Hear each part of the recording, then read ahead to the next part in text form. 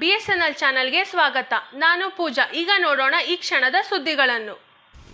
ವೇಗವಾಗಿ ಬರುತ್ತಿದ್ದ ಕಾರೊಂದು ಚಾಲಕನ ನಿಯಂತ್ರಣ ತಪ್ಪಿ ರಸ್ತೆ ಬದಿಯ ಮರಕ್ಕೆ ಡಿಕ್ಕಿ ಹೊಡೆದು ನಂತರ ತಲೆಕೆಳಕಾಗಿ ನಿಂತಿರುವ ಘಟನೆ ಮಳವಳ್ಳಿ ಪಟ್ಟಣದ ಹೊರವಲಯದ ದಂಡಿನ ಮಾರಮ್ಮನ ದೇವಸ್ಥಾನದ ಬಳಿ ಜರುಗಿದೆ. ಕಾರಿನಲ್ಲಿದ್ದ ಕೇರಳ ಮೂಲದ ಇಬ್ಬರು ಮಕ್ಕಳು ಸೇರಿದಂತೆ 4 ಗಾಯಗೊಂಡಿದ್ದು, ಅದೃಷ್ಟವಶಾತ್ ಎಲ್ಲರೂ ಪ್ರಾಣಾಪಾಯದಿಂದ ಪಾರಾಗಿದ್ದಾರೆ.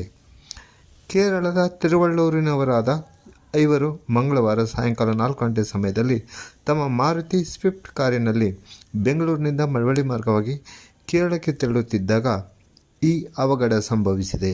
ಅತಿ ವೇಗದಿಂದಾಗಿ ಚಾಲಕನ ನಿಯಂತ್ರಣ ತಪ್ಪಿದ ಕಾರು ರಸ್ತೆ ಬದಿಯ ಮರಕ್ಕೆ ಡಿಕ್ಕಿ ಹೊಡೆದು ನಂತರ ತಲೆಕೆಳಕಾಗಿ ನಿಂತಿದೆ.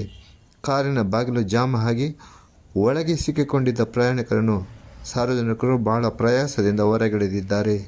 ಕಾರಿನಲ್ಲಿದ್ದ ಸಮೀನಾ, ಫಾತಿಮಾ ರಿನ್ಸಿ ಸೇರಿದಂತೆ ಇಬ್ಬರು ಮಕ್ಕಳು ಗಾಯಗೊಂಡಿದ್ದು, ಗಾಯಾಳುಗಳಿಗೆ ಪಟ್ಟಣದ ಸರ್ಕಾರಿ ಆಸ್ಪತ್ರೆಯಲ್ಲಿ ಚಿಕಿತ್ಸೆ ನೀಡಲಾಗಿದೆ. ಸ್ಥಳಕ್ಕೆ ಗ್ರಾಮಾಂತರ ಠಾಣೆ ಪೊಲೀಸರು ಭೇಟಿ ನೀಡಿ ಪರಿಶೀಲನೆ ನಡೆಸಿದ್ದಾರೆ.